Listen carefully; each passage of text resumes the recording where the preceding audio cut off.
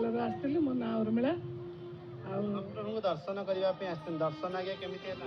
ଦର୍ଶନ ତ ବହୁତ ଟାଇମ୍ 3-4 ଘଣ୍ଟା ଖଣ୍ଡେ ଅପେକ୍ଷା କଲା ପରେ ଭଗବାନଙ୍କୁ ଦର୍ଶନ କଲେ ବହୁତ ଖୁସି। ଦର୍ଶନ କଲା ପରେ ବହୁତ ଖୁସି ଲାଗିଲା। ଆଉ ଜଗାକୁ ଅନେଇଲା ବେଳକୁ ଆଖିରୁ ଲୁହ ବି ରହିଲାନି, କାରଣ ଏମିତି ଗୋଟେ ଅନୁଭୂତି ଅଛି, ସେ ଅନୁଭୂତି କହିଲେ ବି ସରିବନି। ସେ ବର୍ଷେ 1.5 ବର୍ଷ କାଳ ତଳର କଥା, ମୋ ଝିଅ ଥିଲା, ପ୍ରେଗନେଣ୍ଟ ଥିଲା। ସେ ଗାଡ଼ି ଧରିକି ଗଲାବେଳକୁ 8 ମାସ ଚାଲିଥିଲା। ସେତିକିବେଳେ ଗୋଟେ ଗାଡ଼ି ପଛରୁ ଆସି ଧକ୍କା ମାରିଦେଲା। ଧକ୍କା ମାରିଦେଲା ଠାରୁ ସେ ଝିଅର ଗୋଟେ ଗୋଡ଼ ପୁରା ମାନେ ବେଣ୍ଡ ହେଇଗଲା ଭଳିଆ ହେଇଗଲା।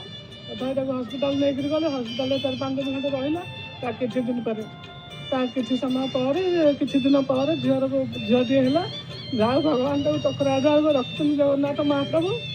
ଆଉ ସେତିକି ଶୁଣିଲା ପରେ ମୋତେ ଖୁସି ଲାଗିଲା, ଯାହା ହଉ ତାଙ୍କୁ ଭଲରେ ରଖିଛନ୍ତି ଚକ୍ର ଆଧାର କରିକିରି। ଆଉ ଜଗନ୍ନାଥଙ୍କର ଗୋଟେ ଭଜନ ଗାଇବା ପାଇଁ ମୋର ବହୁତ ଦିନ ଇଚ୍ଛା ଥିଲା। ତ ମୁଁ ଗୋଟିଏ ପଦରେ ଜଗନ୍ନାଥଙ୍କ ପାଇଁ ଗୀତଟେ ଗାଉଛି, ଭଜନଟେ ଗାଉଛି। ଛନ୍ଦା ଚରଣ ଛନ୍ଦା ଚରଣେ ଗଲି ଶରଣ, ଛନ୍ଦା ଚରଣ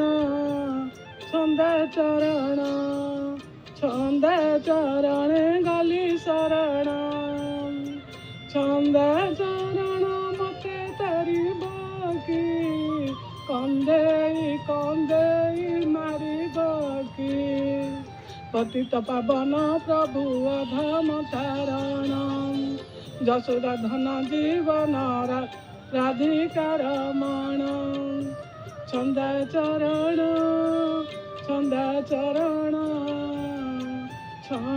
ଚରଣେ ଗଲି ଶରଣ। ଜୟ ଜଗନ୍ନାଥ। ଘରେ ଜୟ ଜଗନ୍ନାଥ ଟିଭି ଦେଖନ୍ତି? ଆଜ୍ଞା, ରାତି ପାଇଲେ ମୁଁ ଜୟ ଜଗନ୍ନାଥ ଟିଭି ଦେଖେ, କିନ୍ତୁ ବେଶୀ ମୋର ଭାଗବତ ପ୍ରେମୀ। ସିଦ୍ଧାନ୍ତ ଟିଭିକି ମୁଁ ଦେଖେ। ଭାଗବତ ସବୁଦିନ ସକାଳ ସନ୍ଧ୍ୟାରେ ମୁଁ ଶୁଣେ।